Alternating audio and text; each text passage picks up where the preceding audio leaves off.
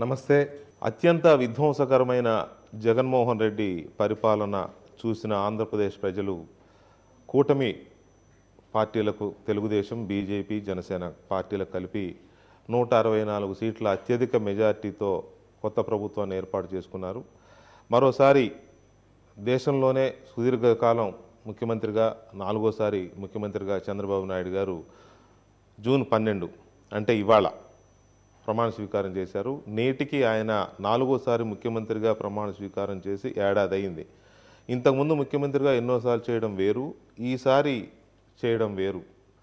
సర్వనాశనమైపోయిన రాష్ట్రాన్ని పునర్నిర్మించాలనే ఒక సంకల్పంతో జైలు గోడల్ని బద్దలు కొట్టుకుని బయటకు వచ్చిన చంద్రబాబు నాయుడు ఇవాళ ముఖ్యమంత్రిగా ప్రమాణ స్వీకారం చేసి ఏడాది అవుతుంది. ఈ ఏడాది కాలంలో ఆయన ఏం సాధించారు అనేది ముఖ్యం. సాధించిన విజయాలు ఆయన కెరీర్లో చాలా ఉండొచ్చు, కానీ ఈ ఏడాదిలో ఏం సాధించారు అనేది చాలా ముఖ్యం. అలాగే ప్రజలు చాలా ఎక్స్పెక్టేషన్స్తో ఆయనకి ఈ బాధ్యతలు అప్పచెప్పారు. ఆ ఎక్స్పెక్టేషన్స్ని ఎంతవరకు రీచ్ అయ్యారు? సో ఇలాంటి కీలకమైన అంశాలన్నింటినీ ఆయనతో చర్చిద్దాం. చంద్రబాబు నాయుడు గారు మనతో ఉన్నారు, వారితో మాట్లాడదాం. నమస్కారం చంద్రబాబు నాయుడు గారు. నమస్కారం. ఫస్ట్ ఆఫ్ ఆల్ మీకు సక్సెస్ఫుల్ అంటే దేశంలోనే ఒక సుదీర్ఘమైన కాలం సీఎంగా ఉన్న అనుభవం మీది. మీకేదో ఇప్పుడు సీఎం అయినట్టుగా నేను శుభాకాంక్ష అట్లాని కాదు, కానీ ఒక బ్యాడ్ ఎక్స్పీరియన్స్ నుంచి వచ్చిన స్టేట్కి మళ్ళీ మీరే అవ్వడం ప్రజల కోరిక మేరకు ఎలా ఉంది? నాకు ముఖ్యమంత్రిగా అవకాశం 4వ వచ్చింది. కాబట్టి ఈ పదవి కొత్త కాదు, అనుభవం కూడా కొత్తగా తెచ్చుకునేది కాదు. అయితే ఇంతకుముందు కూడా గతంలో ఒక ప్రత్యేకమైన పరిస్థితులను సీఎం అయ్యాను. 95లో ఒక ప్రత్యేకమైన పరిస్థితి, ఆర్థిక ఇబ్బందులు, సమైక్య ఆంధ్రప్రదేశ్లో అనేక సమస్యలు, ఇవన్నీ ఉండేటివి. 99లో నేను కంటిన్యూ అయ్యాను. 2014లో రాష్ట్ర విభజన, ఒక విధంగా చెప్పాలంటే స్ట్రక్చరల్ ఛాలెంజెస్, బైఫర్కేషన్ వల్ల ఆ రోజు కూడా అనేక సందర్భాల్లో 2 రాష్ట్రాలకు న్యాయం చేయాలి అని పట్టుబట్టి ఎన్ని ప్రయత్నాలు చేసినా ఆ రోజు విభజన జరిగింది. దానివల్ల కొంత నష్టపోయాం. ఆ నష్టపోయిన దాన్ని ఏ విధంగా భర్తీ చేయాలి అని 5 సంవత్సరాలు కష్టపడి ముందుకు తీసుకుపోయే పరిస్థితికి వచ్చాం. అయితే ఈ 3 సార్లు 3 విచిత్రమైన పరిస్థితులు ఉంటే 4వసారి భయంకరమైన పరిస్థితి, ఊహించిన పరిస్థితి. అంత అనుభవం ఉన్న మీకే అనూహ్యమైన అంతు చిక్కనటువంటి అగాధం, ఒక మాటలో చెప్పాలంటే. దాన్ని ఇప్పుడు ఎంత లోతుకు పోతే అంత అగాధంగా కనబడుస్తూ ఉంది. ఇక్కడ 2014లో సీఎం గారు రాష్ట్ర విభజన వల్ల ఏర్పాటైన రాష్ట్రానికి మీరు ముఖ్యమంత్రి అయ్యారు. రాజధాని కూడా లేని ప్రాంతానికి మీరు ముఖ్యమంత్రి అయ్యారు. కానీ మొన్న ముఖ్యమంత్రి అయ్యేసరికి కడుతున్న రాజధాని నాశనం చేసిన రాష్ట్రానికి ముఖ్యమంత్రి అయ్యారు. ఈ రెండిటికి ఉన్న వేరియేషన్ ఎలా బ్యాలెన్స్ చేస్తున్నారు? అంటే మీరు చెప్పింది ఒక సమస్య కాదు, సమస్యలన్నీ జటిలం చేసి ఒక సుడిగుండంగా తయారు చేసిన సమస్య. ఉదాహరణ మీరు చెప్పింది ఒక రాజధాని, సుజావుగా జరిగే రాజధాని, ఏమీ చేయకపోతే ఆటో పైలట్లో అయిపోవాల్సిన రాజధానిని విధ్వంసం చేసి 5 సంవత్సరాలు దీనికి ఎన్ని ఆటంకాలు కల్పించి రాజధాని లేకుండా చేయడం. పోలవరం లాంటి ఆంధ్రప్రదేశ్కి ఒక వరం లాంటి ప్రాజెక్ట్ అది. జీవనాడి రాష్ట్రానికి ఒక పెద్ద అసెట్ అది. దేశంలో ఇలాంటి ప్రాజెక్ట్ ఎక్కడా లేదు ఇప్పుడు. అలాంటి ప్రాజెక్ట్ ఇది. ఇంత పెద్ద ప్రాజెక్టు భవిష్యత్తులో కూడా కట్టే అవకాశాలు లేవు. అలాంటి లొకేషన్ లేదు, అలాంటి సందర్భం లేదు, అలాంటి నదులు కూడా లేవు. అలాంటి ఒక పెద్ద ప్రాజెక్ట్ని, భారీ ప్రాజెక్ట్ని ఒక్కొక్కసారి మనసు కూడా చాలా బాధ, ఆవేశం ఇవన్నీ జరుగుతాయి. మీరు చూస్తే అమరావతి రాజధానికి నేను ఒక పిలుపిచ్చాను. రైతులకు ఒక పిలిపిస్తే 3,000 ఎకరాలు భూమి ల్యాండ్ పూలింగ్లో ఒక్క పైసా తీసుకోకుండా 29,000 మంది రైతులు స్వచ్ఛందంగా ముందుకొచ్చి ఇచ్చారు. ఒక నమ్మకం, ఒక ఇది కూడా వాళ్ళకు, మేము కూడా బాగుపడతాం, రాజధాని వస్తుంది, దాంతో సమానంగా మేము కూడా బాగుపడతాం, ఒక విద్యత చూపించారు. పోలవరం వచ్చినప్పుడు నాకు వచ్చినటువంటి ఒక అనుబంధం, నేను ముఖ్యమంత్రిగా ప్రమాణ స్వీకారం చేసే మునుపు ముఖ్యమంత్రిగా చేసిన అనుభవం ఉంది కాబట్టి 7 మండలాలు తెలంగాణలో ఉంటే ఇది కట్టడం అసాధ్యం, ఆ 7 మండలాలు మాకు ఇస్తేనే నేను ప్రమాణ స్వీకారం చేస్తానని అవును, మీరు అప్పుడు పట్టుబట్టారు. జూన్ 2 కంటే ముందు పట్టుబట్టాను. కరెక్ట్. దానికి కేంద్రం కూడా ఆమోదించి ఫస్ట్ టైం చరిత్రలో ఆర్డినెన్స్ తీసుకొచ్చి ప్రెసిడెంట్ ఆఫ్ ఇండియా నుంచి ఒప్పించి ఆర్డినెన్స్ ఇప్పించిన తర్వాత పార్లమెంట్ సమావేశాలు పెట్టుకున్నారు. అదే నాకు ఐడియా లేకపోతే అడిగే పరిస్థితి ఉండదు. అలాంటి ప్రాజెక్ట్ని ఒక వార్ ఫుటింగ్లో సోమవారం పోలవరంగా చేసుకుని ప్రతి సోమవారం రివ్యూ చేయడం, నేను అక్కడికి వెళ్ళడం, ఇవన్నీ కూడా ఒక 30 సార్లు ఫీల్డ్ విజిట్స్ చేశాను. దగ్గర దగ్గర 95-100 సార్లు నేను సోమవారం రివ్యూ చేశాను. అలాంటిది అనేక ఇబ్బందులు వస్తే చాలా క్లోజ్ మానిటరింగ్తో అన్నీ కూడా ఇన్ టైంలో చేశాం. డయాఫామ్ వాల్ ఒక సీజన్ 1.5 సీజన్లో కంప్లీట్ చేశాం. కక్ష, విద్వేషం, చేతగాంతనం, లేదంటే అరాచకం ఎట్లుంటాయంటే వచ్చిన రోజున ఏజెన్సీని మార్చేస్తుందని చెప్పడం, ఆఫీసర్లు మార్చేయడం. ఇది ఎంత భయంకరమైన పరిస్థితి అంటే ఆ ప్రాజెక్ట్ అనేది సున్నితమైన ప్రాజెక్టు.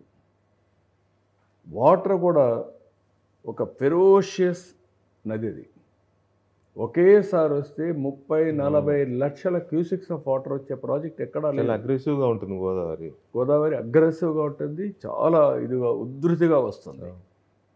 50 లక్షల క్యూసిక్స్ ఆఫ్ వాటర్ డిశ్చార్జింగ్ పెట్టాను దాంట్లో.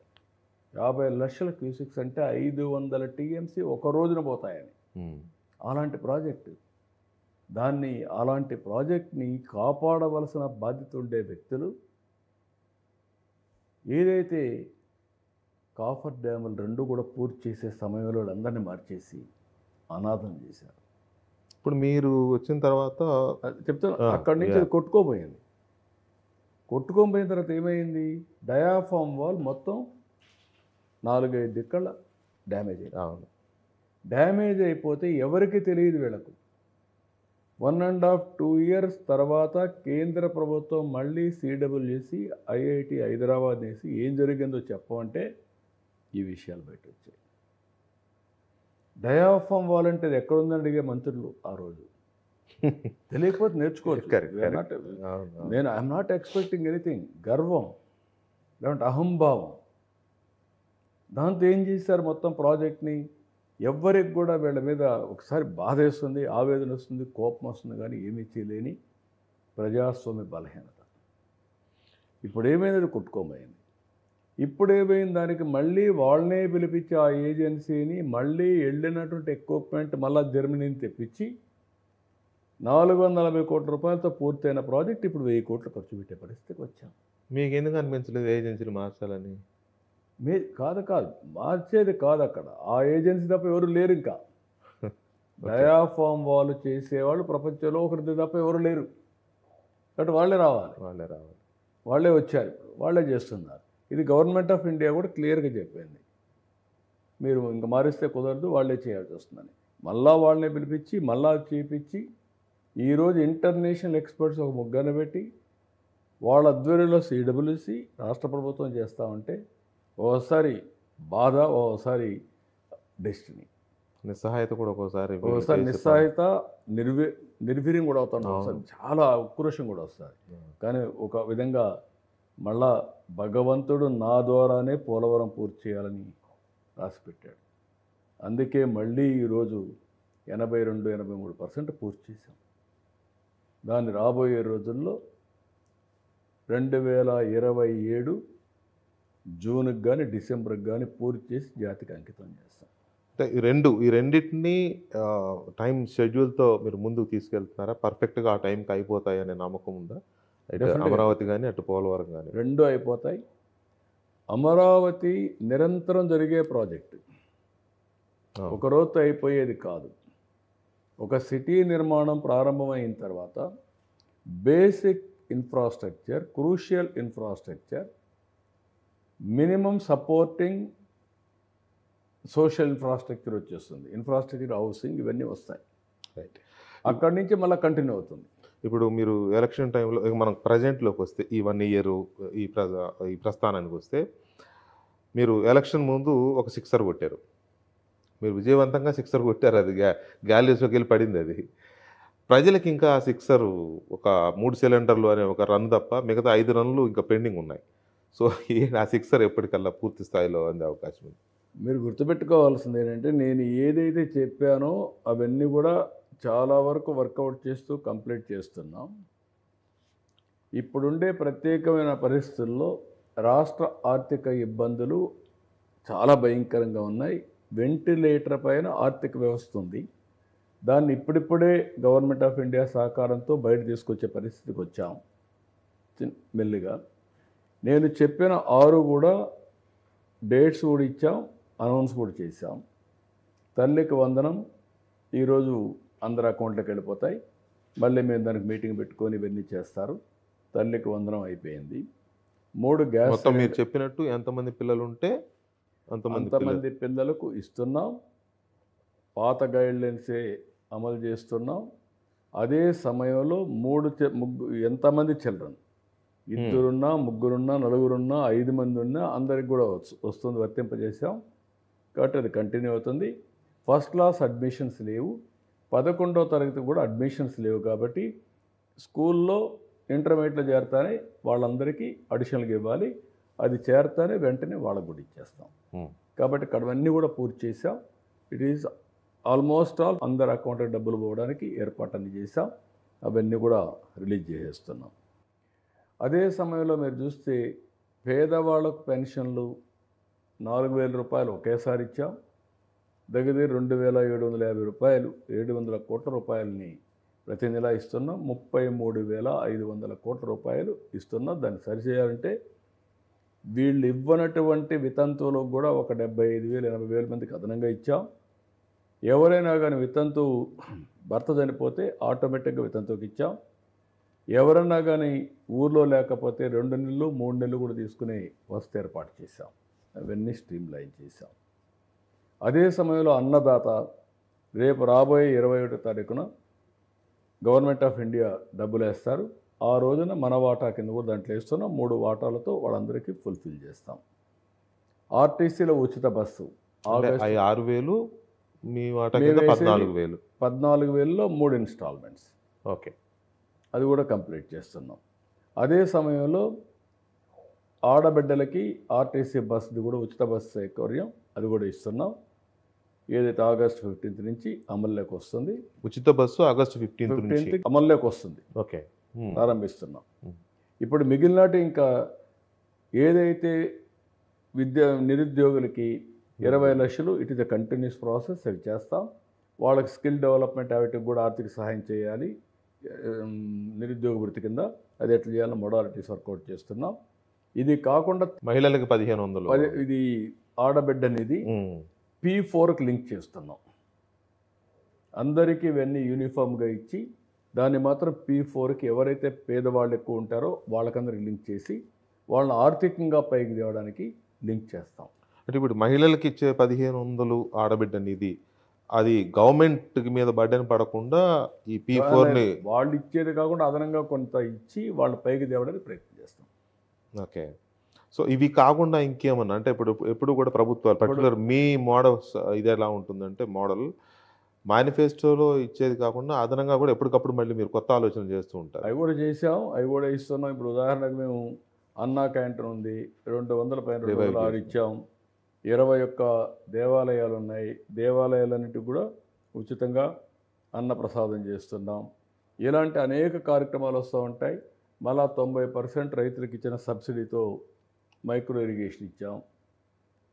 అదే మరి రోడ్స్ ఇవన్నీ కూడా పార్ట్ హోల్స్ అని క్లియర్ చేసి ముందుకు పోయాం.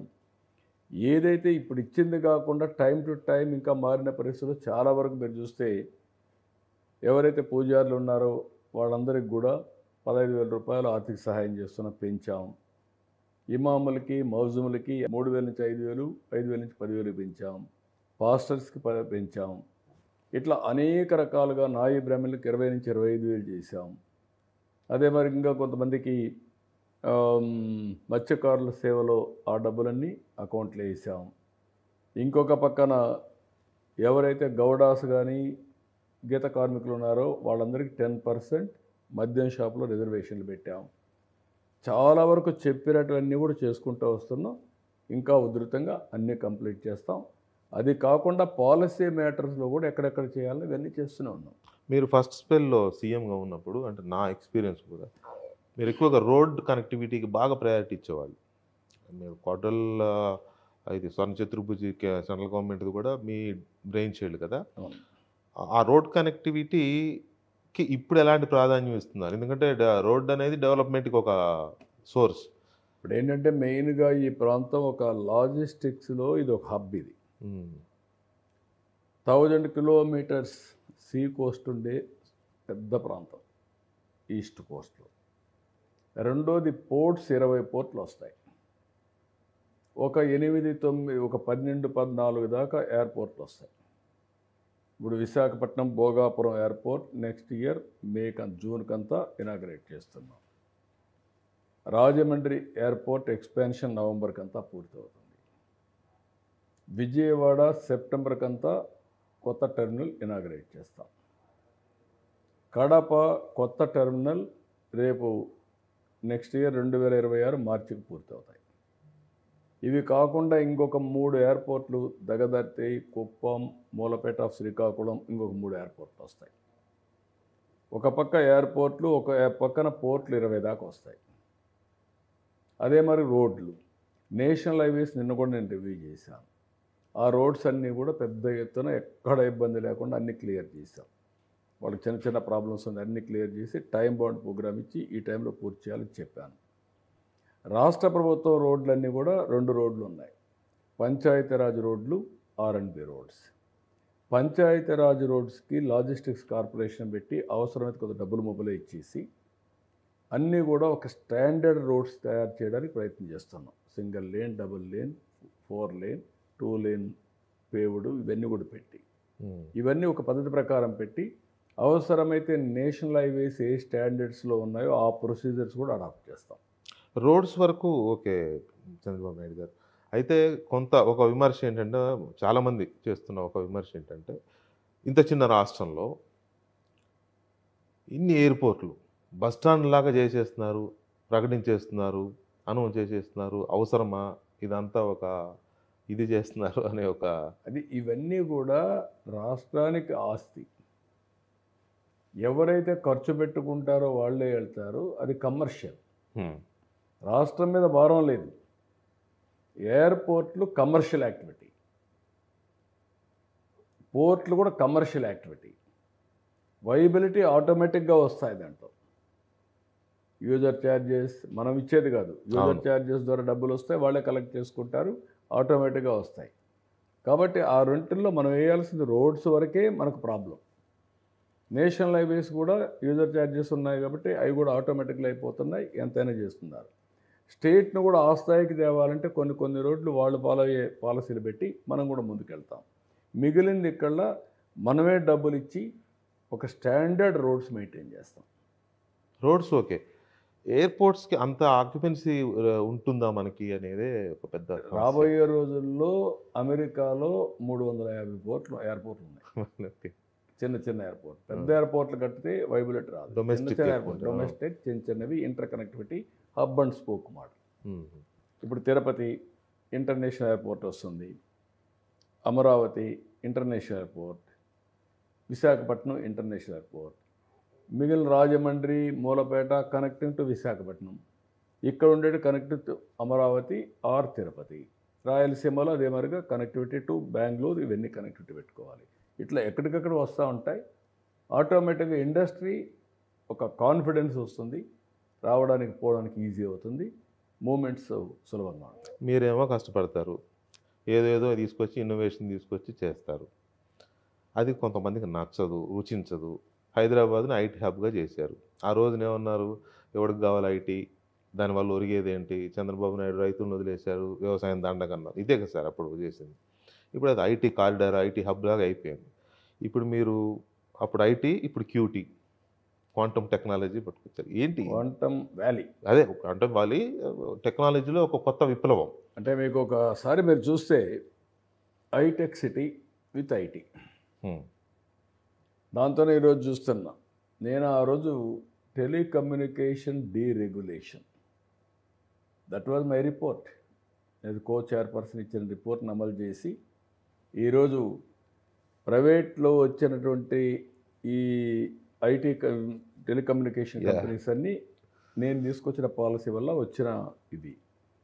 ఆ రోజు నాకేమన్నారు, నీకు సెల్ ఫోను తిండి పెడుతుందని మాట్లాడారు, ఐటీ వల్ల లాభం ఏంటన్నారు, హైటెక్ సిటీ నుంచి బేగంపేట ఎయిర్పోర్ట్కి రోడ్డే సరిపోతుందని మాట్లాడారు. ఈరోజు ఏం జరిగింది? ఆ రోజు నేను చేసినటువంటి డెవలప్మెంటు, నేను ఇచ్చిన విజన్ ఈరోజు ఇండియాలో Telangana highest per capital income, most liveable city. తెలంగాణకు 75% ఇన్కమ్ రెవెన్యూ హైదరాబాద్ నుంచి వస్తూ ఉంది.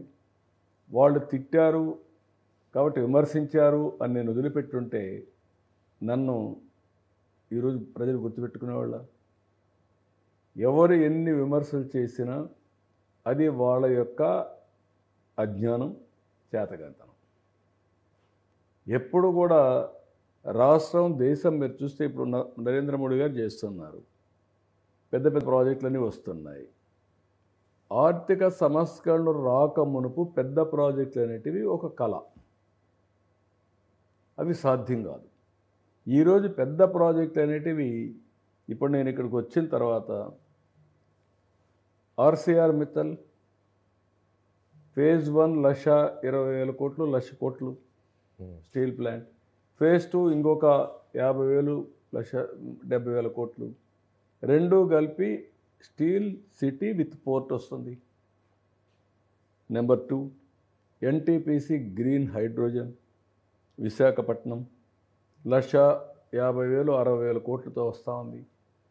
బీపీసీఎల్ రామాయంపట్నం, ఇది రిఫైనరీ. ఈరోజు బీపీసీఎల్ 1,00,000 కోట్లు ఖర్చు పెడుతున్నారు.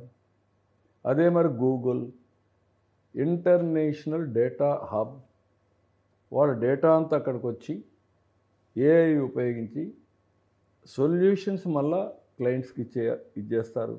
సీబుల్ కేబుల్ వస్తుంది, సీ కేబుల్. ఇవన్నీ వచ్చిన తర్వాత మనం ఎప్పుడు 1,00,000 కోట్లు అంటే ఎప్పుడు ఆలోచించలేదు. రిలయన్స్ బడ్జెట్ కదా, మీరు అప్పుడు సీఎం ఉన్నప్పుడు 40,000 crores ఎంత ఉండేది మ్యాక్సిమం. మొన్న నాకు కియా మోటార్స్ కూడా 20,000, 18,000 కోట్లు, 16,000 కోట్లు వచ్చింది ఆటోమొబైల్లో. ఇప్పుడు ఇంకొక పక్కన మీకు aerospace, electronics, defence, drones, space technologies ఇవన్నీ ఓపెన్ అప్ అవుతున్నాయి. ఇవి ఊహించకపోతే నేను ఏదైనా మాట్లాడితే అర్థం కాని వాళ్ళు నీకెందుకు అవన్నీ అంటే, నీకోసం నేను చేయడంలా, భావితరాల భవిష్యత్తు కోసం ఆలోచిస్తున్నా, దూరదృష్టితో ఆలోచిస్తున్నా. ఇప్పుడు ఎందుకు వచ్చారు వీళ్ళందరూ ఇక్కడికి? ఇంత మునుపు ఎందుకు రాలేదు? ఒక నమ్మకం, ఒక చరిత్ర, విశ్వాసం ఎప్పుడు వస్తుందంటే, బ్రాండ్ ఎప్పుడు అవుతుందంటే over a period of time మనం చేసిన పనుల యొక్క వాళ్ళకు నమ్మకం కలిగింది కాబట్టి వాళ్ళు వచ్చే పరిస్థితికి వచ్చారు. ఇప్పుడు మీరు ఒక మాట ఉంటారు, మీరు చేస్తారు, ఎవరో ఒకరు వస్తారు, ఇవన్నీ చేస్తారని. ఇప్పటికే చేశారు. హైదరాబాద్లో నా తర్వాత వచ్చిన వాళ్ళు ఇలాంటి పనులు చేయలేదు, కంటిన్యూ చేశారు, లేకపోతే వదిలిపెట్టారు. కరెక్ట్. ఎవరు కూడా విధ్వంసం, విద్వేషం, లేకుంటే దాన్ని విమర్శించడం ఎవడు చేయాల. ఇక్కడట్ట కాదు. ఇది ఒక ప్రత్యేకమైన పరిస్థితి. ఓసారి ఒక దేశానికి మంచి నాయకుడు, ఒక రాష్ట్రానికి మంచి నాయకుడు ఎంత అదృష్టమో, ఇలాంటి శాడిస్టులు కానీ భూతాలు కానీ రావడం కూడా ఒకసారి ఆ ఎందుకు ఆ రాష్ట్రానికి పదం అనడానికి కూడా మీరు అంతగా ఆలోచించారు? ఆలోచించాల. అనే పదం ఇంకా అది ఆ పదం సరిపోతుందా లేదా నాకు ఇంకా పెద్దదేదో ఎతుకుదాం అనుకున్నారా? ఆ పరిస్థితిలో ఉన్నాం ఈ రాష్ట్రంలో. ఇంకొక ఇది కూడా ఉంది సీఎం గారు. చాలామంది ఈ దేశంలో కంటిన్యూటీ ఉంది సీఎంలుగా. ఒక జ్యోతి బసు గారు కావచ్చు, లేకపోతే పక్కన ఒరిస్సా పట్నాయక్ గారు కావచ్చు, లేకపోతే గుజరాత్ మమతా గుజరాత్, ఇట్లా చాలామంది ఉన్నారు. చంద్రబాబు నాయుడు గారికి ఎందుకు ఆ కంటిన్యూటీ ఉండడం లేదు? వన్ టైం మధ్యలో మళ్ళీ ఎవరో వస్తారు, మళ్ళీ నాశనం, మళ్ళీ మొదలు. ఇది ఎందుకని ప్రజలు మిమ్మల్ని కంటిన్యూ చేయట్లేదు? లేకపోతే మీకే ప్రజల మీద గ్రిప్పు దొరకట్లేదా?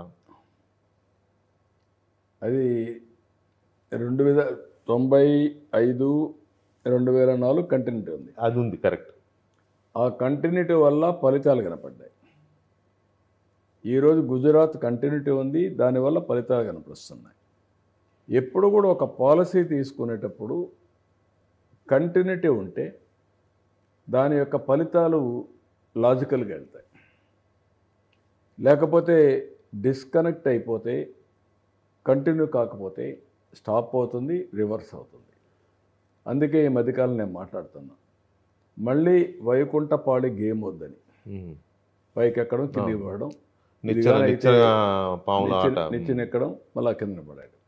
అవి జరిగితే మాత్రం కరెక్ట్ కాదని చెప్తున్నా. ఇప్పుడు నేను కూడా ఒక్కొక్కసారి కమ్యూనికేషన్ చేయడంలో కరెక్ట్గా చేయకపోవచ్చు. అంటే ఏదో ఒక అబ్సెషన్, ఏదో చేసేయాలి, ఈరోజు చేసేయాలి, ఈరోజు అయిపోవాలి, అంటే రేపు అయిపోవాలి, ప్రజలు బాగుపడిపోవాలి అనే ఆతృత. అది కూడా దాంట్లో మీరు రాజకీయాన్ని వదిలేస్తున్నారు. మేబీ మేము వదిలేస్తున్నాం ఒకసారి. అది మళ్ళా ఈ అవతల వాడు చేసే పనుల వల్ల ఒక డెవాస్టేషన్. 14-19లో దేశంలో ఎక్కడ జరిగినటువంటి 13.5% గ్రోత్ రేట్, వీళ్ళు వచ్చినాక 10కి పడిపోయింది. దీని విలువ ఏంటి? 7 లక్షల కోట్ల రూపాయలు జిఎస్టిపి పెరిగి ఉండేది. ఇప్పటికి కంటిన్యూటీ ఉండుంటే అది పెరిగి ఉంటే 76,000 కోట్ల రూపాయలు అదనంగా ఆదాయం వచ్చేది. అప్పుడు ఈ ప్రోగ్రామ్స్కి అన్నిటికీ ఇబ్బందులు ఉండేటివి కాదు.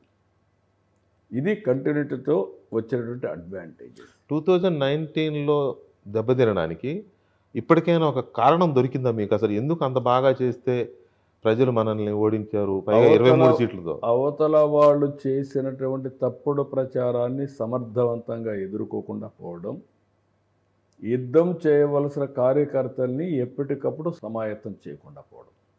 కార్యకర్తల పట్ల కొంత నెగ్లిజెన్సీ అయి ఉండొచ్చు. మా కార్యకర్తల్లో ఒక విచిత్రమైన పరిస్థితి ఏంటంటే, ఎక్కడికి పోరు, అలిగితే ఇంట్లో పడుకుంటారు, పనిచేయరు, ఎలక్షన్తో పనిచేయరు. అది ప్రమాదం.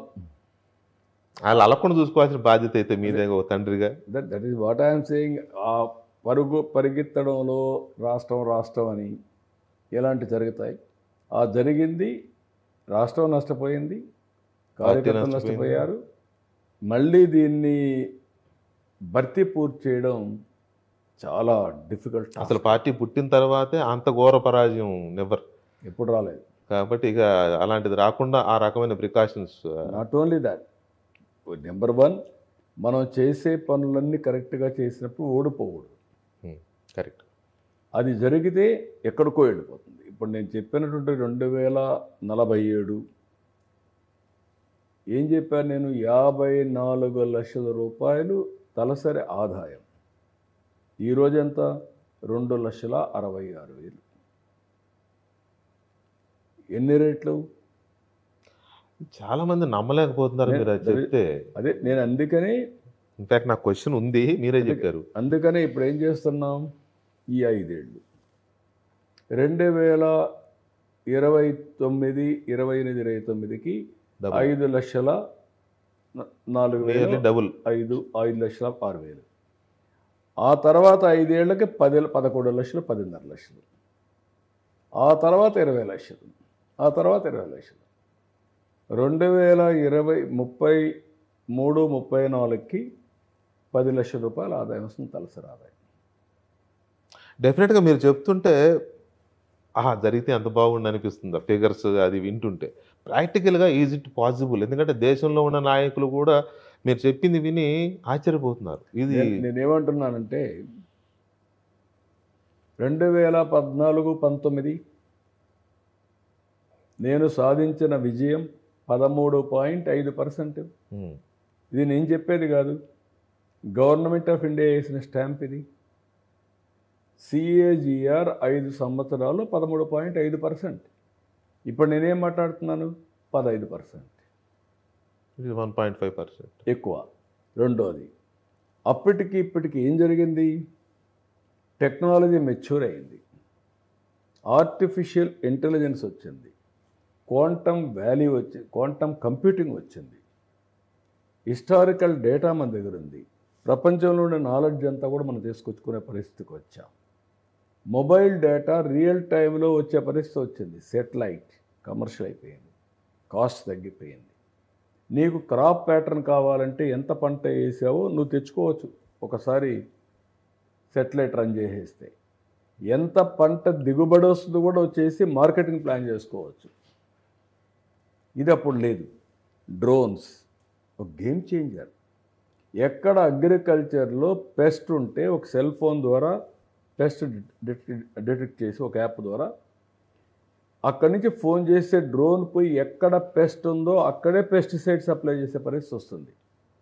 వేస్టేజ్ లేదు, ఎక్కువ పెస్టిసైడ్స్ ఉపయోగించాలని రిజెక్షన్స్ ఉండవు. That is the beauty. ఎక్కడైతే దోమ ఉంటుందో అక్కడే దాన్ని ఎరాడికేట్ చేసే పరిస్థితి వస్తూ ఉంది. డ్రోన్ ఇది చూసాక మనం విజయవాడ వరదల్లో చూసాం, మొన్న యుద్ధంలో కూడా చూశారు, మొన్న కూడా చేసాం. ఇప్పుడు డ్రోన్ సిటీనే పెడుతున్నాం. అయ్యా use case AP head quarter ఒక 80 దాకా ఒక 500-600 యూస్ కేసెస్ అన్ని తయారు చేసి పబ్లిక్ యూటిలిటీ పెడుతున్నాం. అవసరమైతే ప్రమోషన్ కూడా చేస్తాం వ్యవసాయంలో అన్నింటిలో. ఇప్పుడు CCTV కెమెరాలు వచ్చేసి ఎక్కడ చూసినా CCTV కెమెరాలు పెడితే స్పీడ్ డిటెక్ట్ చేయొచ్చు, బెల్ట్ పెట్టుకోకపోతే కంట్రోల్ చేయొచ్చు, డ్రంక్ అండ్ డ్రైవ్ కంట్రోల్ చేయొచ్చు, ఇలాంటి అనేక ర్యాష్ డ్రైవింగ్ కంట్రోల్ చేయొచ్చు. ఇవన్నీ వస్తాయి. అదే సమయంలో వేరబుల్స్ వచ్చాయి హెల్త్కి. నేను ఎప్పుడు చెప్తా ఉంటాను, నా రింగ్ ఉంది, ఆర్ఆర్ రింగ్, ఇది ఎన్ని గంటలు నిద్రపోయానో దీంట్లో నాకు చూపిస్తుంది, బాడీ ఎంత రెడీగా ఉందో చెప్తుంది. అదే మాదిరిగా అల్ట్రా హ్యూమన్ సెన్సార్లు వచ్చాయి, ఎంత తినాలో కూడా చెప్తుంది. రేపు రాబోయే రోజులు నీ హార్ట్ రేట్ కూడా ప్రాబ్లం ఉంటే అలాంటి సెన్సార్లు వచ్చి పెట్టుకుంటే నువ్వు హాస్పిటల్లో పోవక్కర్లా, ఇంటి దగ్గర ఉంటే ఏదైనా ప్రమాదం ఉంటే అక్కడి నుంచే వాచ్ చేసి ఇవన్నీ చేస్తాను. మీరు అది యాప్ కూడా బాగానే ప్రమోట్ చేస్తున్నారు కదా.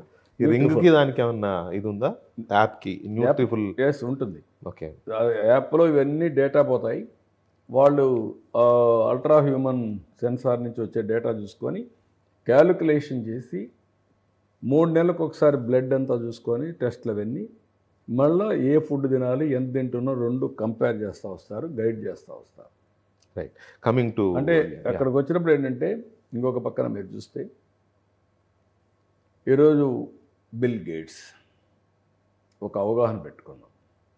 ఆయనకు నా మీద ఒక నమ్మకం, పాత చరిత్ర వల్ల ఒక నమ్మకం కలిగి మళ్ళీ ఈరోజు హెల్త్, ఎడ్యుకేషన్, అగ్రికల్చర్ ఈ మూటిల్లో ప్రపంచంలో ఉండే నాలెడ్జ్ని, టెక్నాలజీని తీసుకొస్తాను. మీరు ఇక్కడ ప్రయోగం చేయండి, ప్రూఫ్ ఆఫ్ కాన్సెప్ట్ ఎస్టాబ్లిష్ చేయండి, ఇది ప్రపంచానికి తీసుకుపోయే అవకాశాలు ఉన్నాయని వచ్చాడు. I'm working with him. ఇప్పుడు సెన్సార్స్ పెట్టేస్తున్నాం అనేది ఇక్కడ. ఇప్పుడు ఇవన్నీ పెట్టిన తర్వాత 42 పారామీటర్స్ డేటా, టెంపరేచర్,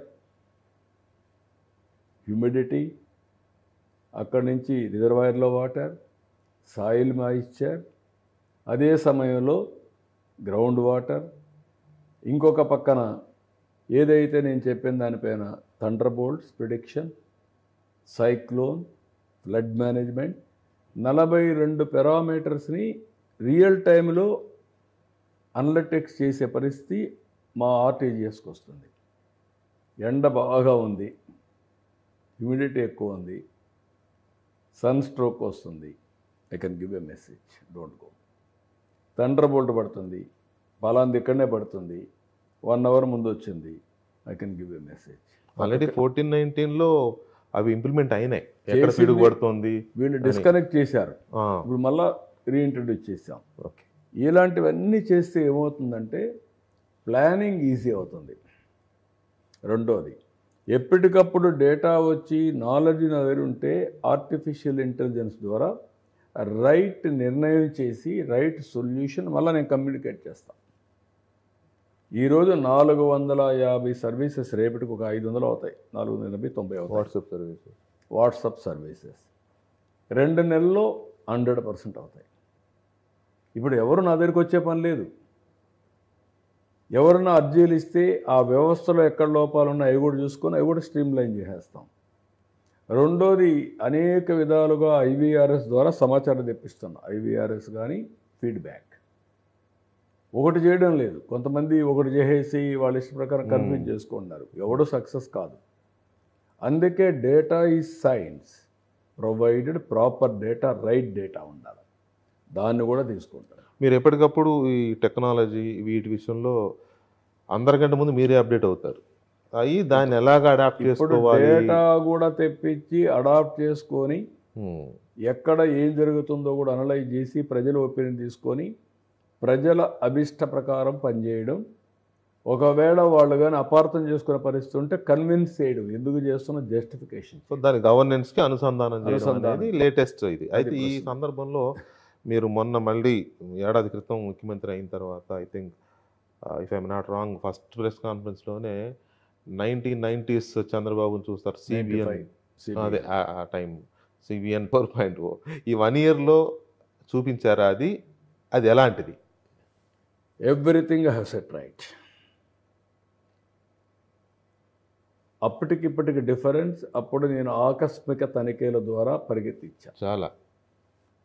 నేను బయలుదేరుతున్నానంటే అందరూ భయపడిపోయాడు. అదే మీకు కొంత వ్యతిరేకత కూడానేమో అప్పుడు. అది ఒక అనుభవం. ఇప్పుడు ఆకస్మిక తనిఖీలు కూడా ఉంటాయి.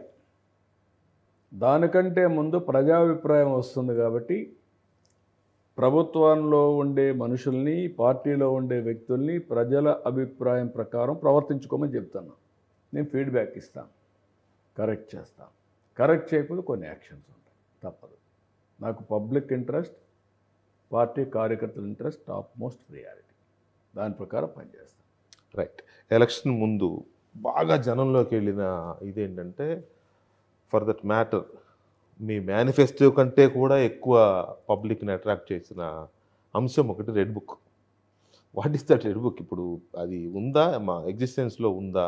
దాని మీద మీ వ్యూ ఏంటి? అది లోకేష్ గారి ఎజెండా నేను పెట్టుకున్నారు. ఏమంటానంటే, ఏది అనేది ఒక యాంగిల్. రాజకీయాల్లో జరిగే పరిణామాలు, జరుగుతున్న పరిణామాలు ఒక యాంగిల్. మీరందరూ రాజకీయాల్లోకి తర్వాత వచ్చారు, ఒక్కొక్కరే వచ్చారు. మీరంతా జర్నలిస్ట్గా నువ్వు 95లో ఉన్నావా, లేకపోతే కింద ఎక్కడన్నా ఉన్నావా? 93 నుంచి ఉన్నాను. 93 నుంచి ఉన్నావు, 95లో జిల్లాల్లో ఉంటావు. నేను చాలామంది రాజకీయ నాయకుల్ని రాష్ట్ర స్థాయిలో, దేశ స్థాయిలో చూశాను. సమవుజ్జీలుగా పోరాడాను. ఇంతవరకు జరిగిన పోరాటాలన్నీ సిద్ధాంతపరంగా చేసిన పోరాటాలు, రాజకీయ పరంగా చేసిన పోరాటాలు ప్రజా సమస్యల పైన. ఇప్పుడు చూసే రాజకీయం, ఒకప్పుడు నేరస్తులు అనేవాళ్ళు రాజకీయ నాయకులకి దగ్గర రావాలంటే భయపడేవాళ్ళు. రాజకీయ నాయకులు కూడా ఇమేజ్ కాన్షియస్తో దూరంగా పెట్టేవాళ్ళు, అసోసియేట్ అయ్యేవాళ్ళు కాదు. ఇప్పుడు నేరస్తులే రాజకీయ నాయకులైపోయి రాజకీయ పార్టీ నడిపే పరిస్థితికి వచ్చేసి శాసిస్తున్నారు. శాసించగల పార్టీని నడిపే పరిస్థితికి వచ్చారు. అధికారాన్ని హస్తగతం చేసుకునే పరిస్థితికి వచ్చారు. అవినీతి ఇవన్నీ. That is much more dangerous. మీకు కేస్ స్టడీ. ఒక బాబాయిని చంపిన దీన్ని ఆ డెవలప్మెంట్స్ అన్నీ చేస్తూ ముఖ్యమంత్రిని ముద్దాయి చేయగలిగినారంటే you can imagine what about ordinary person? బతకనిస్తారా? ఆ రోజు ఏం జరిగింది? నిద్ర లేస్తానే గుండెపోటు, ఎక్కడొచ్చింది? సాక్షి టీవీ. మీకేం ఇంప్రెషన్ వచ్చింది? గుండెపోటే అనుకుంటాం కదా సహజంగా. అందరూ అది నమ్మాం.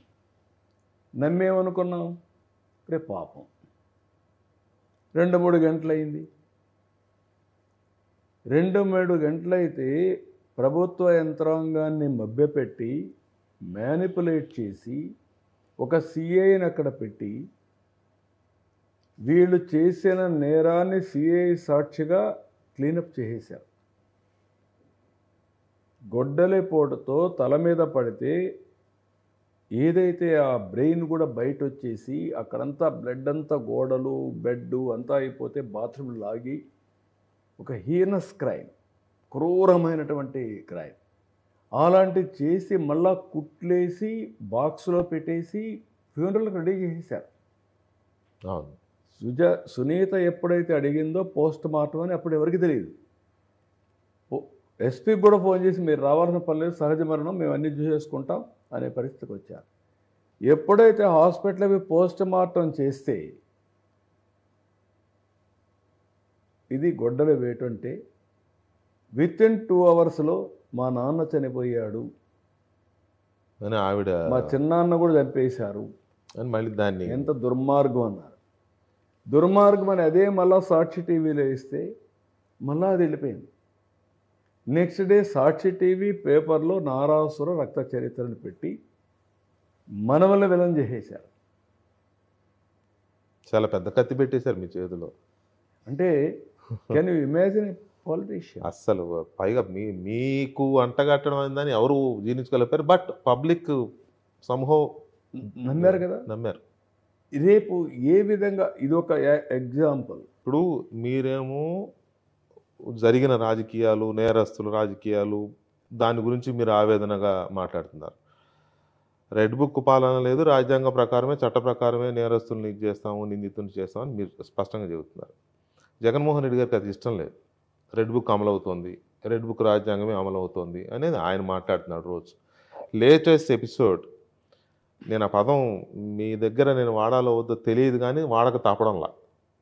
సాక్షి టీవీలో జరిగిన చర్చ, అమరావతి, ఆంధ్రప్రదేశ్ మహిళలను ఉద్దేశించి ఆ రకం వేశ్యల రాజధాని, అది ఎంత హీనెస్, అది ఎంత మటర్ ఎంత హీనెస్ అంటారో ఈ టర్మినాలజీ కూడా అలాంటిదే కదా.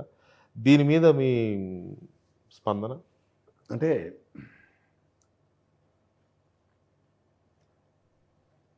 ఒక్కొక్కసారి బాధ, ఆవేదన, కోపం, లేకుంటే ఇలాంటి దరిద్రమైన రాజకీయ నాయకులతో మనం రాజకీయం చేయాల్సి వస్తుందనే ఆలోచన కూడా వస్తుంది.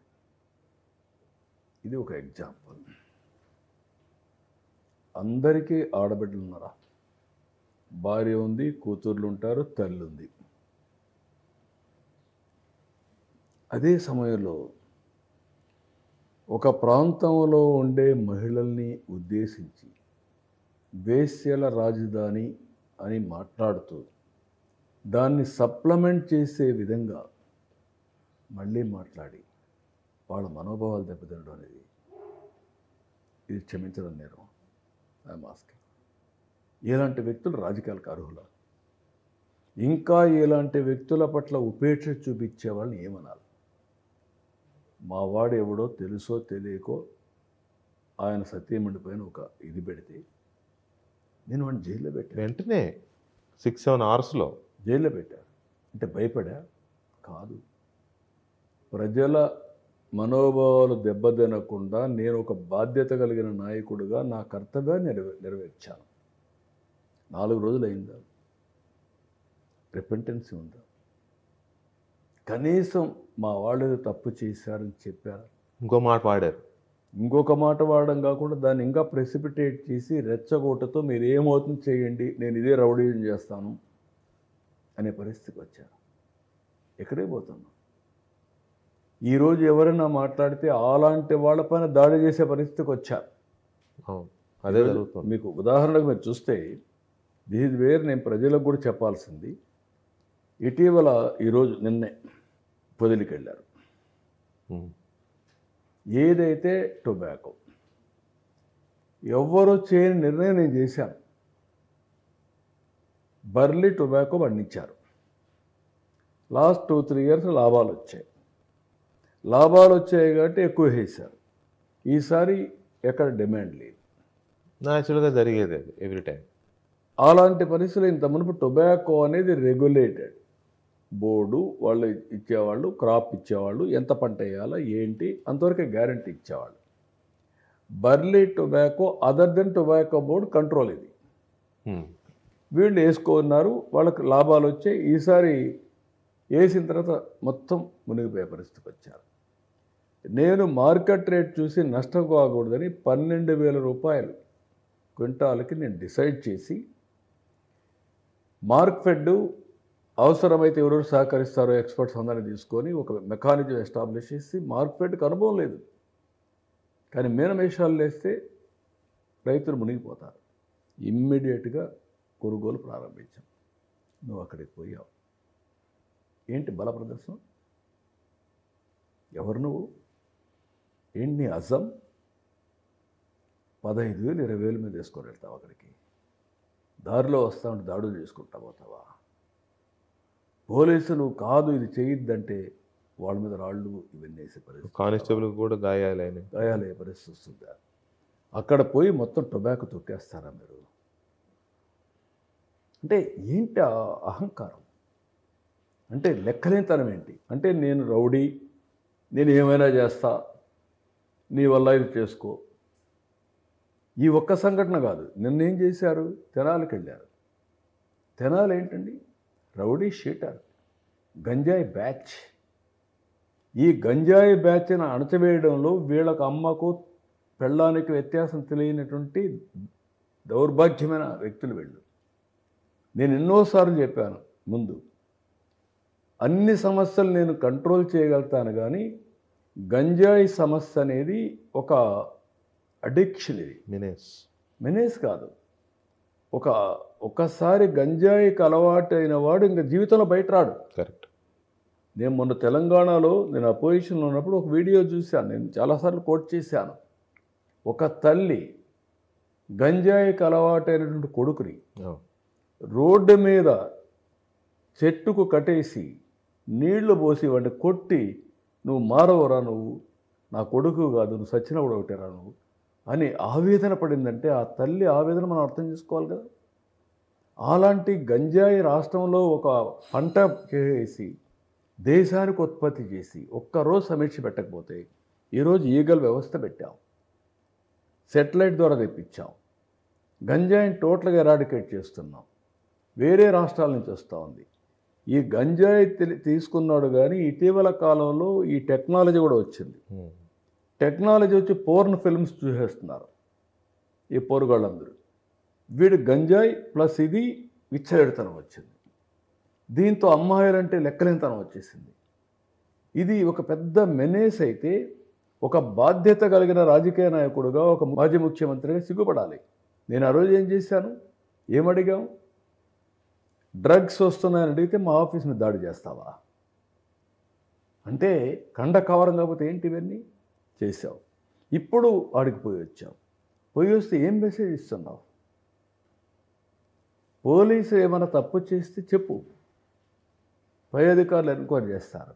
కానీ డ్రగ్స్ తీసుకునే వాడి దగ్గరికి, రౌడీ షీట్ దగ్గరికి వెళ్ళి పోలీసుని ఇష్టప్రకారం తిట్టి ఎవరైతే విక్టిమ్స్ ఉన్నారో వాళ్ళకి సమాధానం చెప్పే పరిస్థితి కూడా లేకపోతే ఏమనాలి? ఆయన కోపం ఎవరి మీద అంటారండి? అసలు ఓట్లు వేయనందుకు, లేకపోతే అధికారం ఇవ్వనందుకు? అతను మనిషి అలాంటి వ్యక్తి. నేను ఎన్నోసార్లు చెప్పాను, బరి తెగింపు కాదు అది. అతను ఏమి చేసినా, హత్యలు చేసినా, అరాచకాలు చేసినా, అవినీతి చేసినా రైట్ అనేది నమ్మాలి మనం. అంతే, క్వశ్చన్ చేయకూడదు, నమ్మాలి. నమ్మించడానికి సాక్షి, నమ్మించడానికి పేపరు, నమ్మించడానికి ఈ రౌడీలు. మీరేం చర్యలు ఇప్పుడు తీసుకోలేరా ఆ మీడియా మీద కానీ, పార్టీ మీద కానీ? ఇప్పుడు తీసుకోకుండా ఎక్కడ వదిలిపెడతాం? వదిలిపెట్టాం. కానీ శివుడి మీద పాము ఉంది, తేలుంది. శివలింగం మీద తేలుంది. శివలింగం పైన తేలు. తేలంటే ఏంటి? అది గుర్తుంది. దాన్ని చెప్పుతో కొట్టాలంటే శివలింగానికి తగులుతుంది. వీడు కూడా రాజకీయం పెట్టుకున్నాడు, ఆ ముసుగు తీయాలి ముందు, లేకపోతే ఎంచోపండి వీళ్ళందరూ. నేను తీవ్రవాదులను ఫైట్ చేయలేదా? ఫ్యాక్షన్ లీడర్స్ని ఫైట్ చేయలేదా? హైదరాబాద్లో కమ్యూనల్ వైలెన్స్ టోటల్గా ఎరాడికేట్ చేసి ఈరోజు మత సామరస్యాన్ని కాపాడలేదా? రౌడీ అనేవాడిని రాష్ట్రం నుంచి బాయ్కాట్ చేయలేదా? ఆ రేంజ్లో ఇది కూడా కంట్రోల్ చేయగలుగుతామనే ధీమా ఉందా మీకు? ఎప్పుడో ఒకసారి చేయకపోతే రాష్ట్రాన్ని చెయ్యాలి. ఇంజస్టిస్ చేసిన వాళ్ళు అవుతాం. నేను ఈ 4 సంఘటనలు చెప్తున్నాను. అనంతపురంకి వెళ్ళాడు. వెళితే బల ప్రదర్శన ఏంటండి? నడి రోడ్డు మీద చంపేశారు మీరు మనుషులు ఒకప్పుడు. అడిగితే కూడా సమాధానం చెప్పారు. చివరికి హెలికాప్టర్ కూడా డ్రామానే. అది ఒక డ్రామా ఆడతారు. అంటే ఏంటి ఇవన్నీ? గులకరాయి డ్రామా, కోడికత్తి డ్రామా, బాబాయిని చంపేసి వేరే వాళ్ళ మీద వేసేయడం, ఇంకా కూడా ఎందుకు ఈ డ్రామాలు అంటున్నా? ఇక్కడ వాళ్ళ ఇంటి దగ్గర సీసీటీవీ కెమెరాలు లేకుండా ఉన్నారండి. ఈ రోజుట్లో ప్రతి ఒక్కడి ఇంటి కాడ చిన్న ఇల్లు ఉంటే సీసీటీవీ కెమెరా పెట్టుకుంటారు కదా. మినిమం కదా అది. నువ్వు పెట్టుకున్నావు కదా.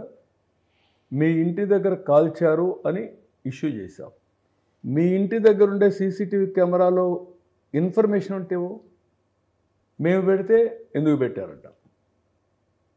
నన్ను ఎక్కడికక్కడ ఇది చేస్తున్నారు, నా కదలికలు చూస్తున్నారు అనే పరిస్థితికి వస్తావు.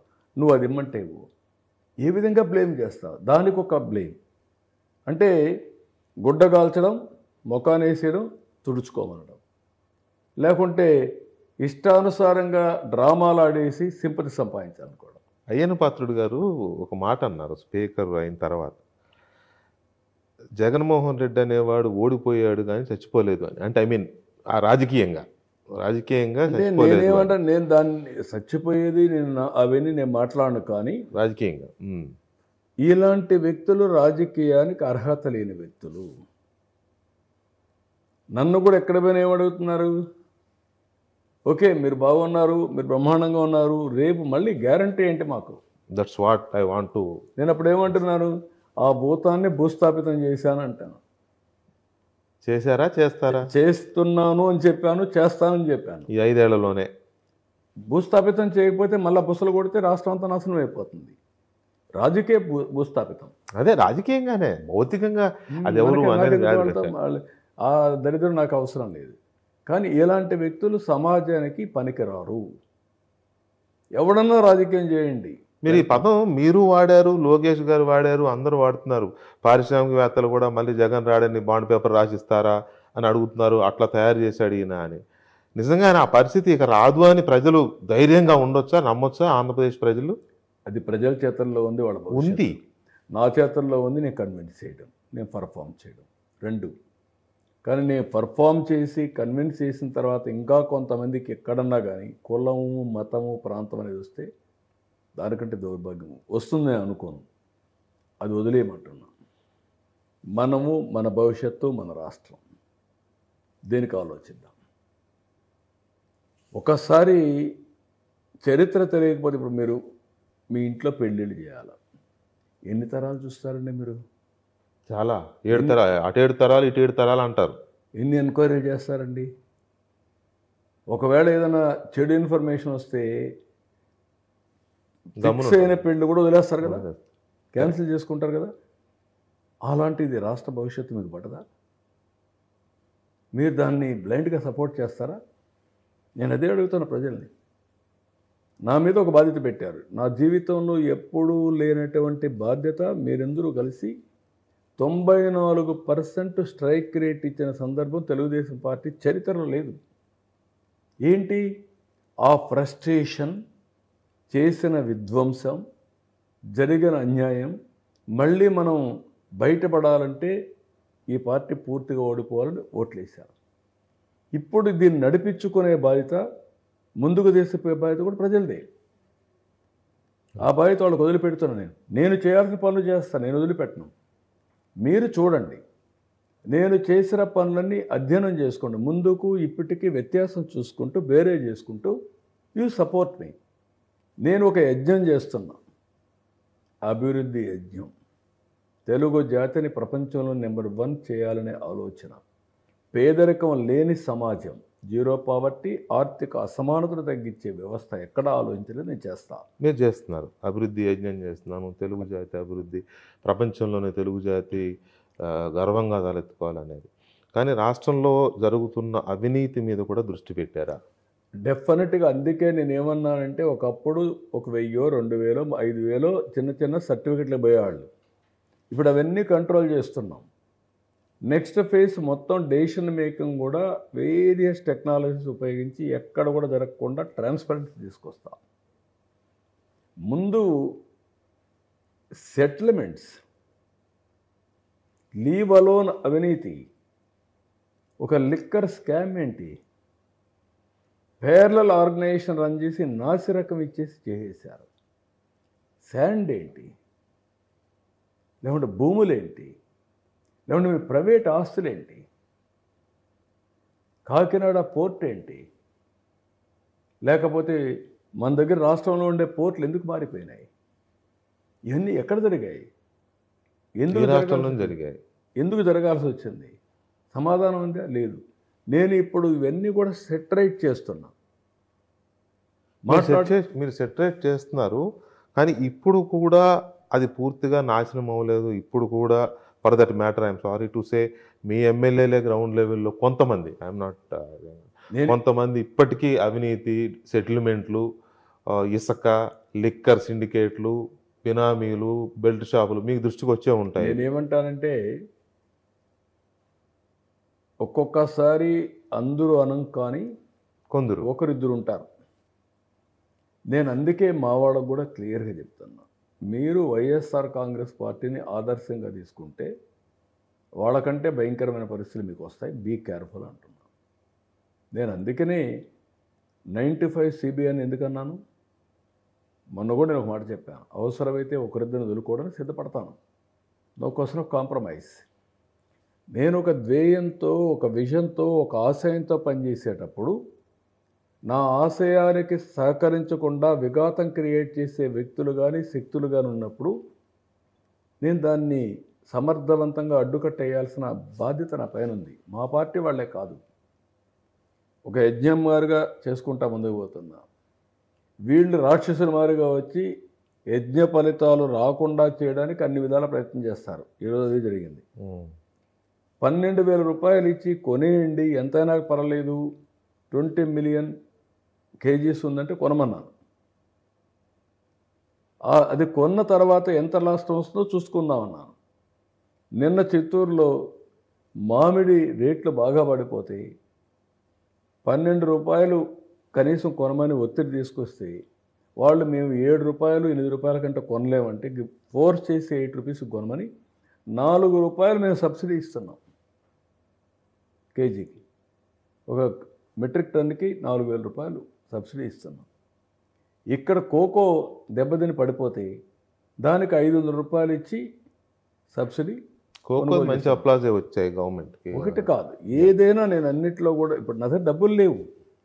మీరు అంటున్నారు సూపర్ సిక్స్, మీరు పదే పదే ఆ మాట అనకండి సార్. చంద్రబాబు నాయుడు గారే డబ్బులు లేవంటే ఇంకెవరు చేస్తాడనే డబ్బులు లేవంటే అది తాత్కాలికం.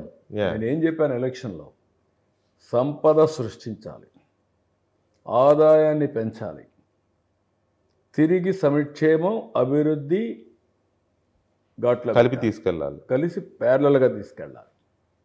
ఇది ఓవర్ నైట్ మన దగ్గర ఏమి మంత్రదండాలు లేవు. ఊరికే బ్యాంకులు కూడా ఊరికే డబ్బులు ఇచ్చేసారు. మనకు FRBM కూడా ప్రొవిజన్ లేదు.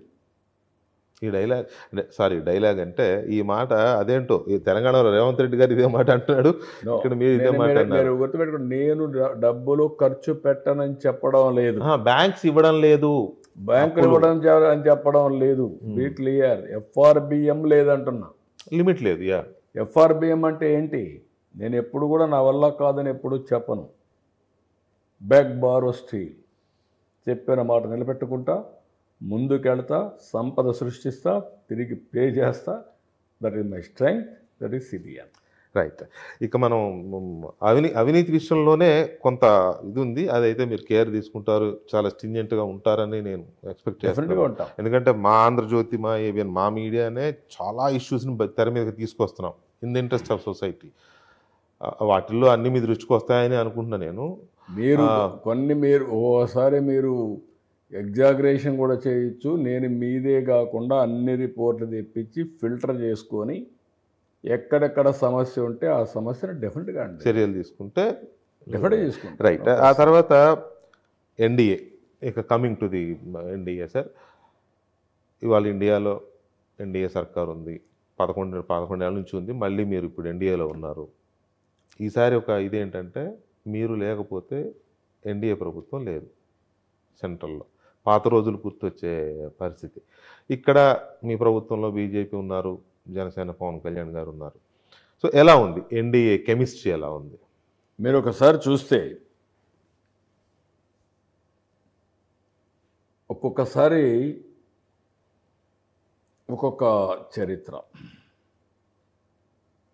ఎన్నికల ముందు నేను అన్నీ ఆలోచించిన తర్వాత పవన్ కళ్యాణ్ గారు కూడా ముందుకు రావడం, నేను కూడా ఆలోచించడం, రాష్ట్ర పునర్నిర్మాణం జరగాలి, విధ్వంసానికి అంతం పలకాలి, ఇలాంటి శక్తులను కూడా కట్టడి చేయాలనే ఉద్దేశంతో పొత్తు పెట్టుకున్నాం. అపోజిషన్ ఓటు డివైడ్ కాకూడదని. అదే సమయంలో బీజేపీ కూడా ముందుకొచ్చి ఎన్డీఏలో అందరం కలిసి పనిచేస్తామంటే మనం ముందుకెళ్ళాం. ఏదైతే ఎన్డీఏ కేంద్రంలో ఉండడం, ఇక్కడ రాష్ట్రంలో ఎన్డీఏ ప్రభుత్వం రావడం వల్ల ఒక విధంగా వెంటిలేటర్ పై నుండి ఆర్థిక వ్యవస్థని బయట తీసుకొచ్చేదానికి దోహదం చేసింది. మంచి అవకాశం. అదర్వైజ్ అంటే ప్రతి ఒక్కసారి చెప్తున్నానని కాదు, 7 వైట్ పేపర్ కూడా ఇచ్చాను నేను. ఒక ప్రత్యేకమైన పరిస్థితి. ఈరోజు 15,000 కోట్ల రూపాయలు వాళ్ళు డబ్బులు ఇచ్చి అమరావతి పనులు స్టార్ట్ అయినాయి.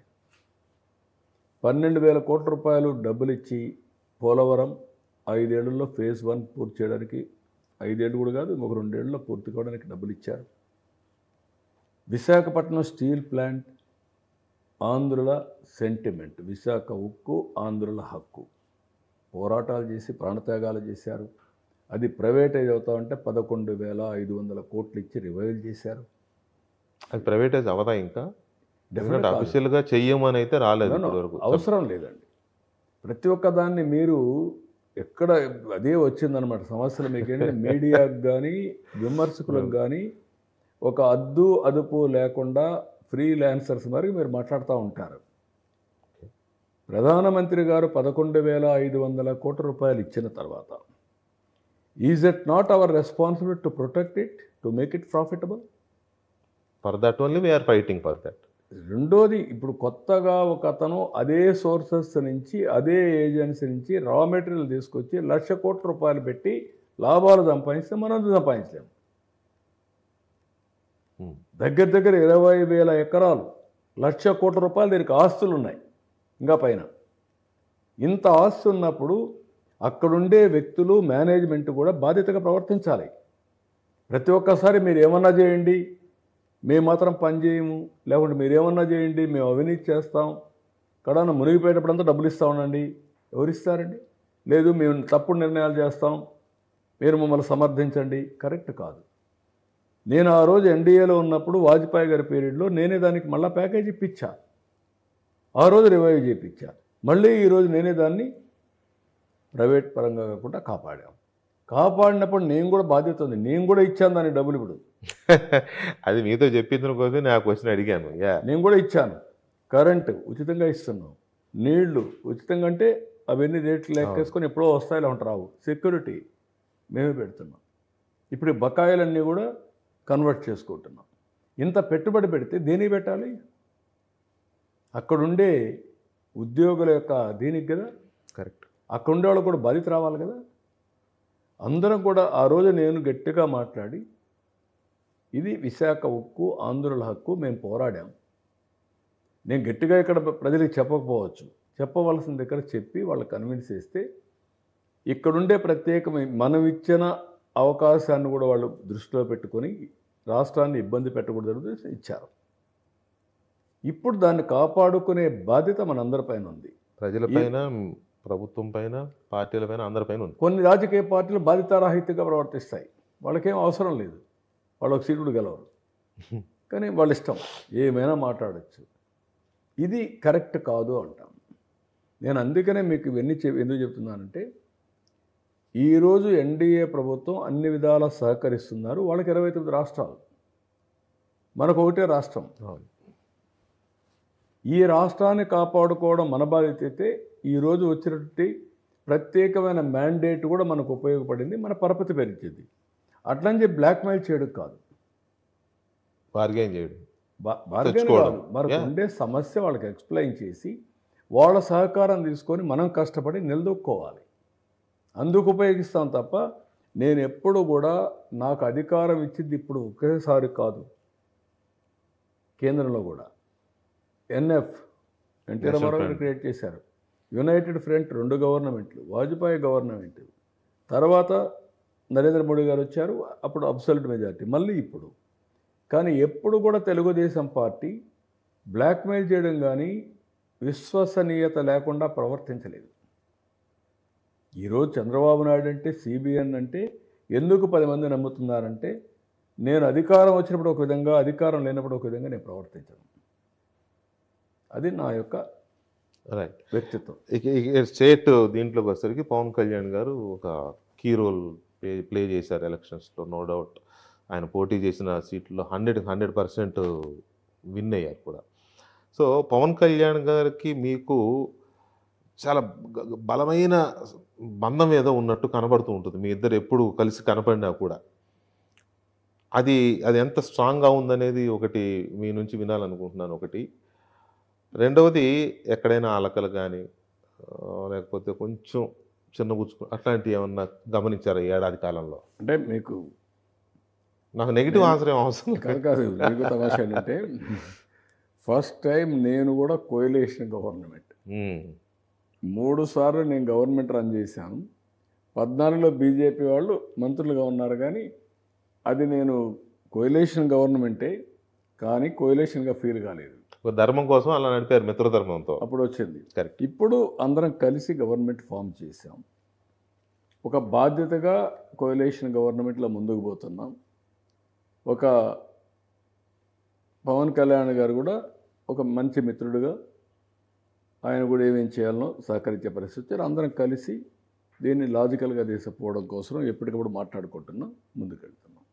మీరు బాలకృష్ణ గారి ప్రోగ్రాంలో పాల్గొన్నారు కదా ఆ మధ్య. ఆ సందర్భంగా ఆయన ఒక మాట అన్నారు, సూర్యచంద్రుడు ఉన్నంతకాలం చంద్రబాబు నాయుడు అండ్ పవన్ కళ్యాణ్ ఉంటారు, కలిసే ఉంటారు అని.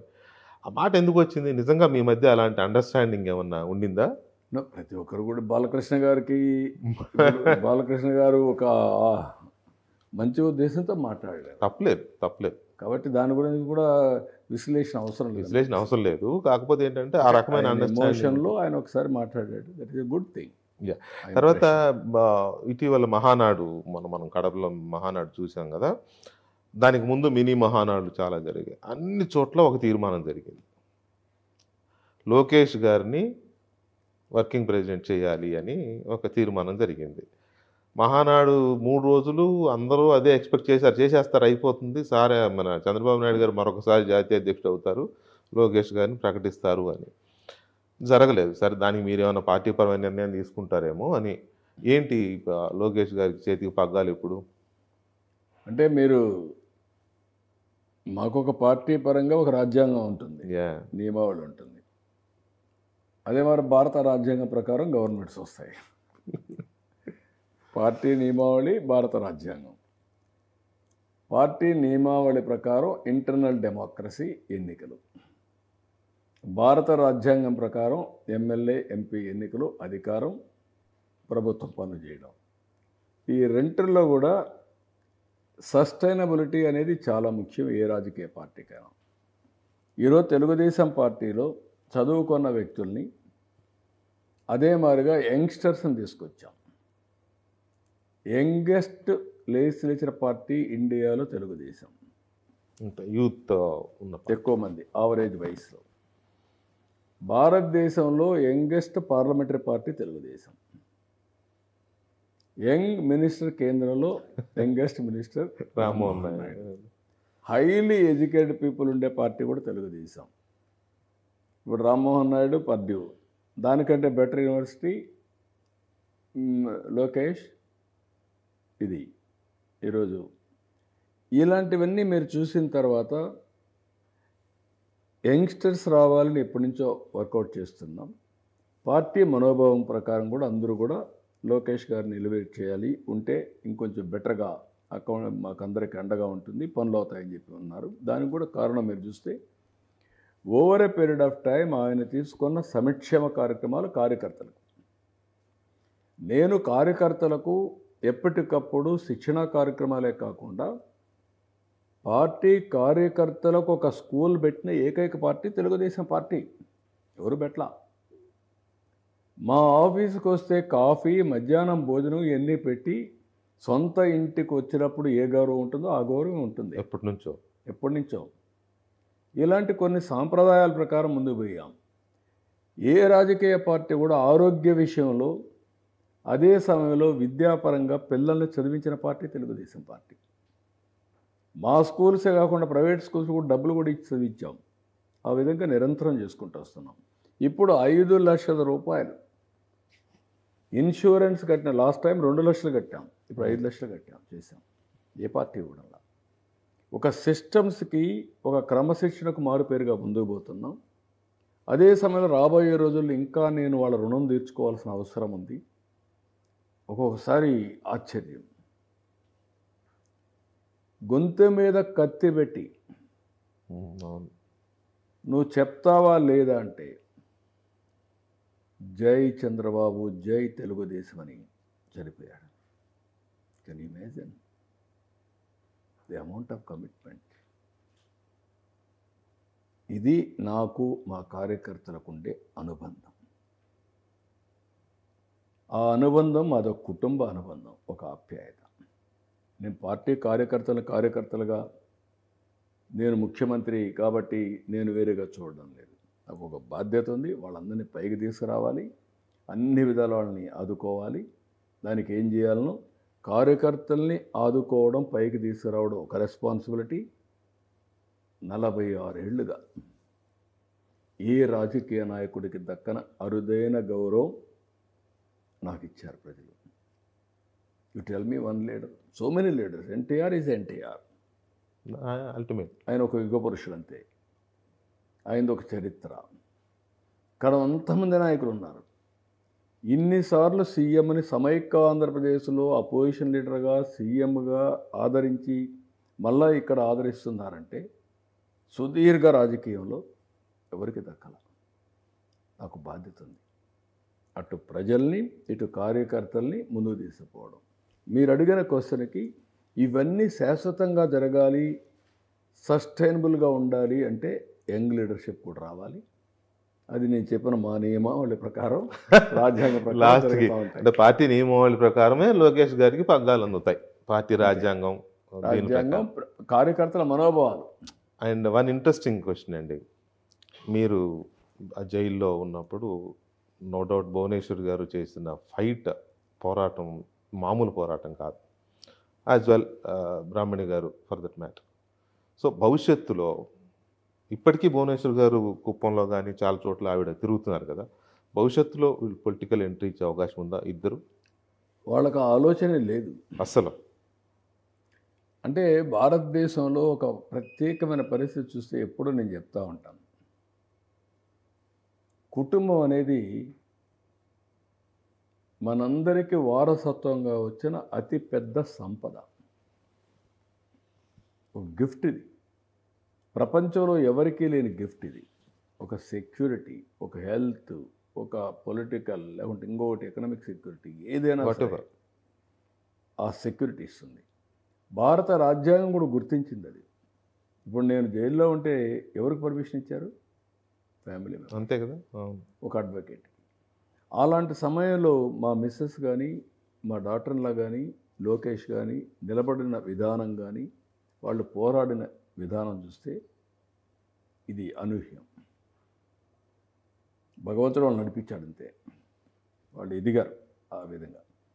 కాబట్టి అదే కాదు, వీళ్ళని చూసిన తర్వాత వీళ్ళే కాకుండా ఎవరైనా 70-80 దేశాల్లో నా కోసం 53 రోజులు పోరాటాలు చేశారంటే, అణిచివేస్తే లెక్క పెట్టుకోకుండా రోడ్డు మీదకి వచ్చి గచ్చిబళ్ళు ఎవరు పిలవకపోయినా నేను కట్టిన గచ్చిబోలి మొన్న బాలయోగి చేయడం, మీ కుటుంబం ఎంత పోరాడిందో, మీ కుటుంబం ఎంత బాధపడిందో అంత బాధపడింది. కార్యకర్తలు కానీ, కార్యకర్తలు, అభిమానులు కానీ, ప్రజలు పార్టీ అందరూ వర్కర్స్ చేశారు. కానీ.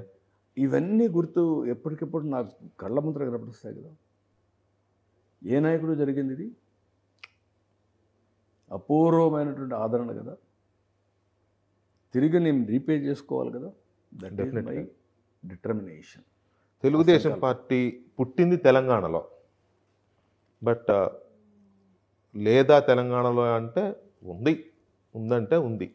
సో పార్టీ పూర్వ వైభవం తెలంగాణ కోసం ఏమన్నా ఆలోచనలు, ప్రణాళికలు? డెఫినెట్గా తెలుగుదేశం పార్టీ పుట్టింది ఎమ్మెల్యే క్వార్టర్స్లో. కరెక్ట్. అలాంటి పార్టీ ఈరోజు తెలుగుదేశం పార్టీ సిద్ధాంతం కూడా తెలుగు వారి కోసం పెట్టిన పార్టీ. తెలుగు జాతి ప్రపంచంలో ఎక్కడున్నా తెలుగు జాతి యొక్క అభ్యున్నతి కోసం పెట్టిన పార్టీ తెలుగుదేశం పార్టీ. దీన్ని కాపాడుకోవాల్సిన బాధ్యత, అన్ని ప్రాంతాలకు సేవలు అందించాల్సిన బాధ్యత మా పైన ఉంది. డెఫినెట్గా వర్కౌట్ చేస్తాం, ముందుకెళ్తాం. లాస్ట్ బట్ నాట్ లీస్ట్, ఆంధ్రప్రదేశ్లో ఎలాంటి కూటమి అయితే ఉందో ఇవాళ తెలుగుదేశం, భారతీయ జనతా పార్టీ అండ్ జనసేన, ఇదే కూటమి రాబోయే రోజుల్లో తెలంగాణలో కూడా ఉండబోతుందనే బలమైన చర్చ ఉంది. ఆ కూటమిలో బీఆర్ఎస్ పార్టీ కూడా ఉంటుందనే చర్చ కూడా ఉంది. మీ దృష్టికి వచ్చిందో లేదో నాది, కానీ రాజకీయ వర్గాలు జరుగుతోంది. సో దాని మీద ఏం చెప్తారు? నేను ఎప్పుడు ఊహాజనితమైన క్వశ్చన్ సమాధానం చెప్పను. అది మీది ఊహాజనితం, నాది కాదు, ఆ చర్చ చేసేవాళ్ళది. ఓకే, ఎవరైనా కావచ్చు. వాళ్ళని ప్రతిబింబించే మీరు కూడా ఊహాజనితమైన క్వశ్చన్ అడిగారు. నేను సమాధానం చెప్పడం అనేది భావ్యం కాదు. నేను ఒక బాధ్యతలో ఉండే వ్యక్తిని కాబట్టి ఏది కూడా ఒక బాధ్యతతో కమ్యూనికేట్ చేయాల్సిన అవసరం ఉంటుంది. కాబట్టి ఏది కూడా తెలంగాణలో పార్టీని బలోపేతం చేస్తామంటే ఎస్.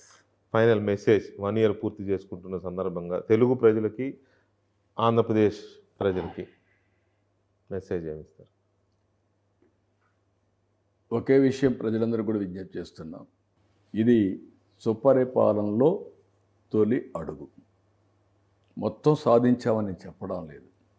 నిలదొక్కునే ప్రయత్నం, నిలిసే ప్రయత్నం, వెంటిలేటర్ మీద నుంచి లేచి నిలబడే ప్రయత్నం చేశాం. ఇక్కడి నుంచి ఇంకా ఏం చేయాలో అన్ని చేయడం కోసం ప్రయత్నాలు చేస్తాం. నేను ఏ విషయాన్ని వదిలిపెట్టడం లేదు. కేంద్రం నుంచి ఎంత రాబట్టగలుగుతామో అనేక కార్యక్రమాల ద్వారా ప్రయత్నాలు చేస్తాను. మనం ఆస్తులు సృష్టించి ఆదాయాన్ని పెంచే కార్యక్రమాలు ఏమున్నాయో అవన్నీ కూడా చేస్తాం. అల్టిమేట్గా వచ్చే ఆదాయాన్ని ఇవన్నీ కూడా మీరు గుర్తుపెట్టుకోవాల్సింది, మీ యొక్క జీవన ప్రమాణాలు పెంచడానికే ఖర్చు పెడతాను. వల్నరబుల్ సెక్షన్స్ అందరికీ ఏ విధంగా భద్రత ఇవ్వాలనో ఇవ్వడం కోసం నిరంతరం పనిచేస్తానని చెప్పి తెలియజేసుకుంటూ, మీరు కూడా పూర్తిగా సహకరించమని మరొక్కసారి మిమ్మల్ని అందరినీ కోరుకుంటూ సెలవు తీసుకుంటున్నాను. Thank you very much Chandrababu Naidu గారు. మీరు మరింత శక్తి సామర్థ్యాలతో సుదీర్ఘకాలం ప్రజలకు సేవలు అందించాలని కోరుకుంటూ మా ఏబిఎన్ ఆంధ్రజ్యోతి యాజమాన్యం తరఫున, నా తరఫున కూడా మీకు మరొకసారి శుభాకాంక్షలు, ధన్యవాదాలు. Thank you. మీ సహకారం ఎల్లప్పుడూ కోరుకుంటూ తప్పకుండా. నమస్కారం.